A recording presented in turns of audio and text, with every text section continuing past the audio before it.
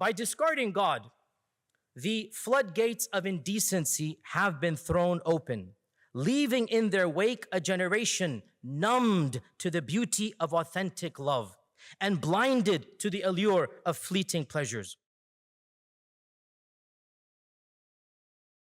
To continue the case for side proposition, I call on Dr. Yasir Qadhi.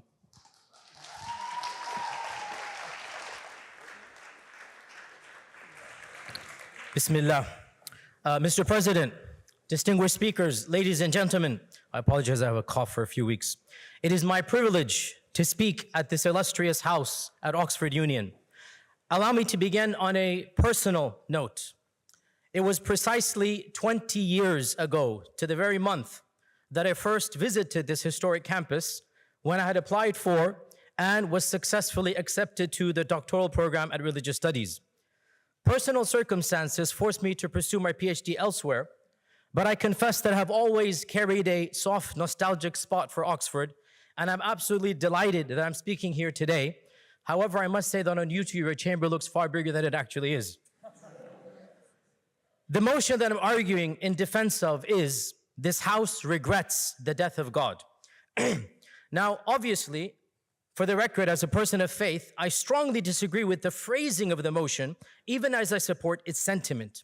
Declaring God is dead simply because society has grown distant from faith is rather like claiming that the sun has ceased to shine simply because we are stubbornly refusing to open our eyes and see the truth.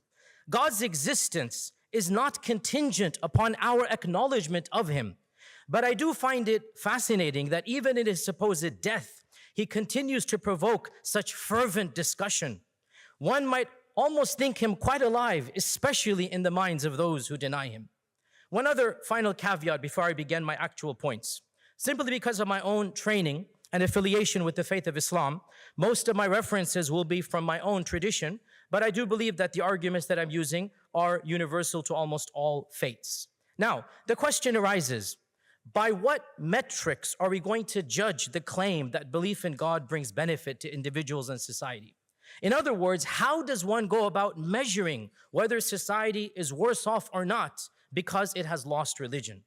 I believe that benefits in believing in God can be categorized into three separate and distinct categories.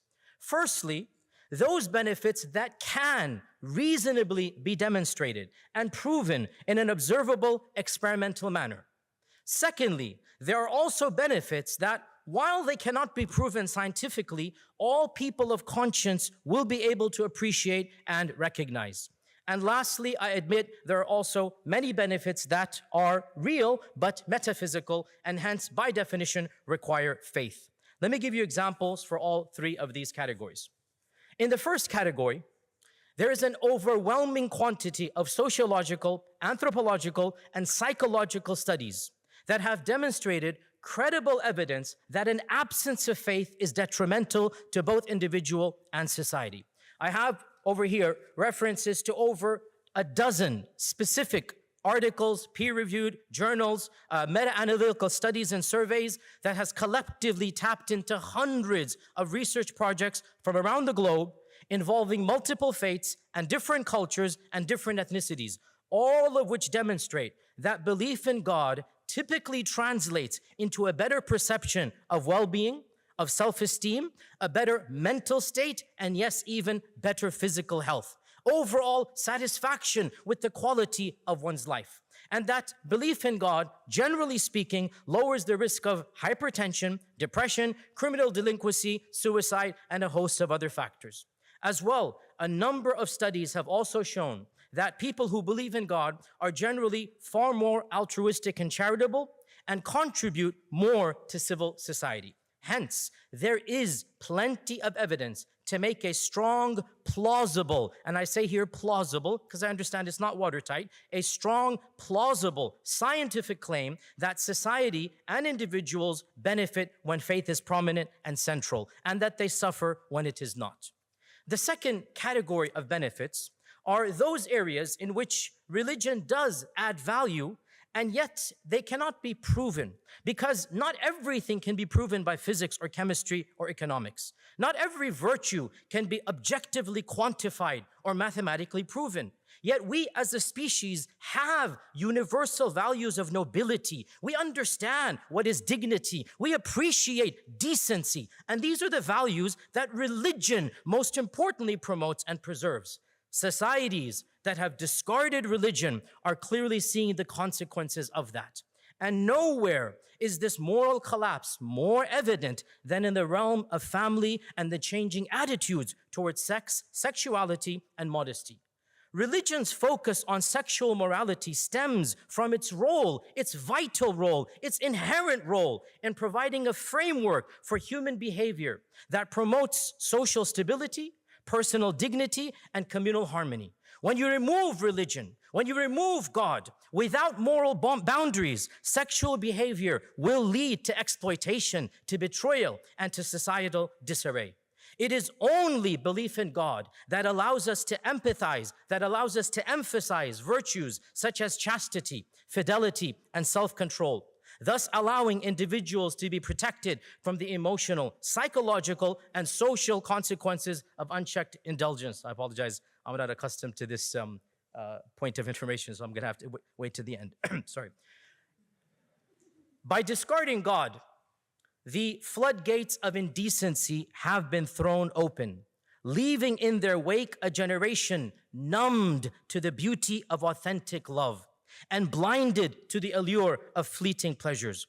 It is no coincidence that this descent into moral chaos has paralleled the decline of religiosity in modern life.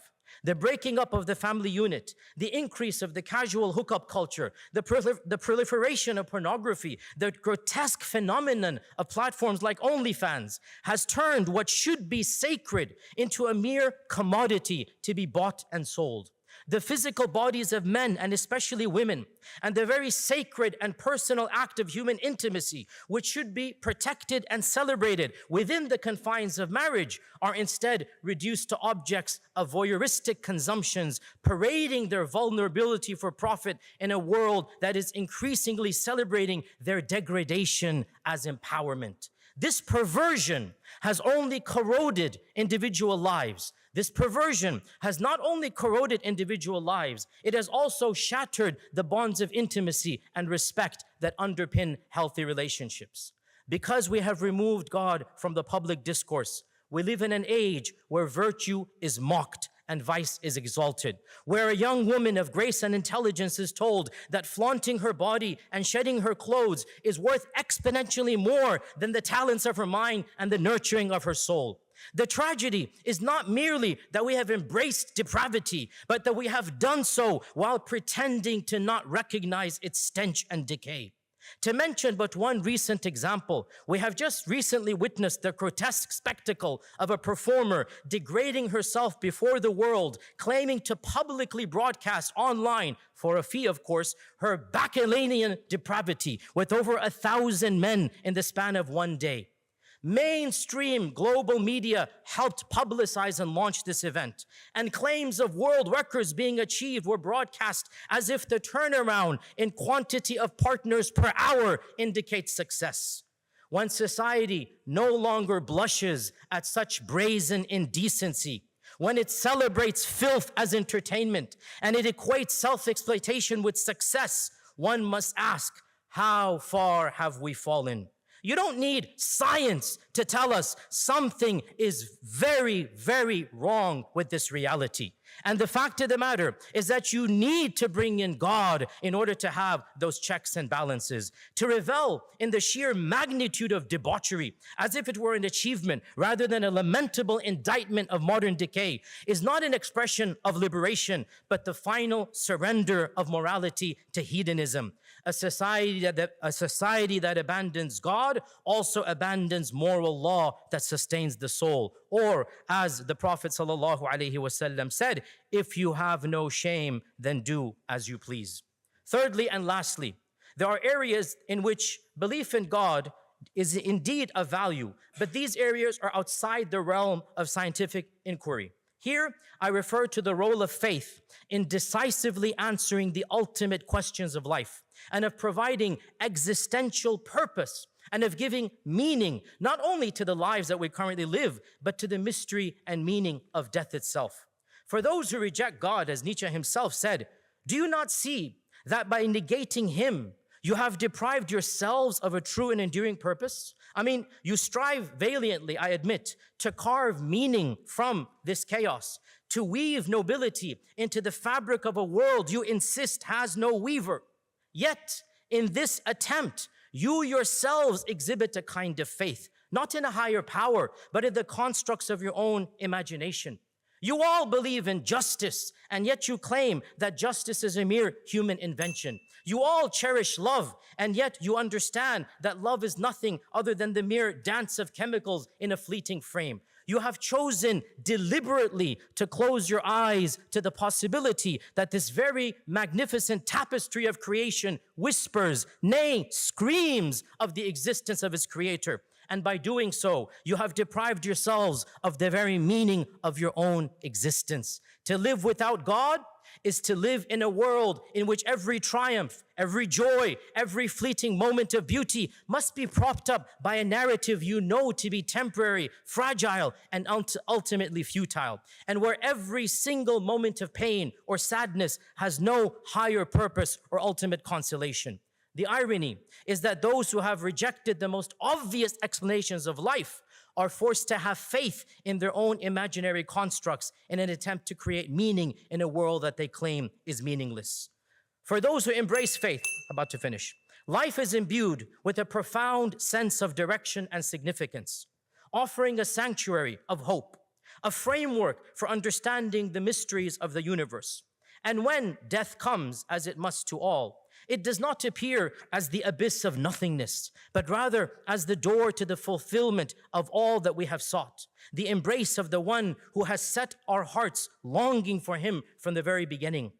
To believe in God, to submit to God, is to awaken the greatest of all truths, that we are not orphans in an indifferent cosmos, but beloved children called to something higher, meant for something greater, and destined at last for an eternal glory and a divine pleasure that does not fade. And that, my dear friends, is the ultimate measure of success. So while this third and most important category cannot be proven by science, allow me to conclude by paraphrasing a famous passage of the Quran in which the Quran says, "Do not be like those who have abandoned God, for when they do so, he has caused them to abandon themselves, and those are the most wretched and unfortunate." Belief in God, submission to God, liberates the heart and mind. It brings life to the soul and mercy to society, while abandoning him destroys the very purpose of our existence and ruptures the very fabric of society. Thank you very much.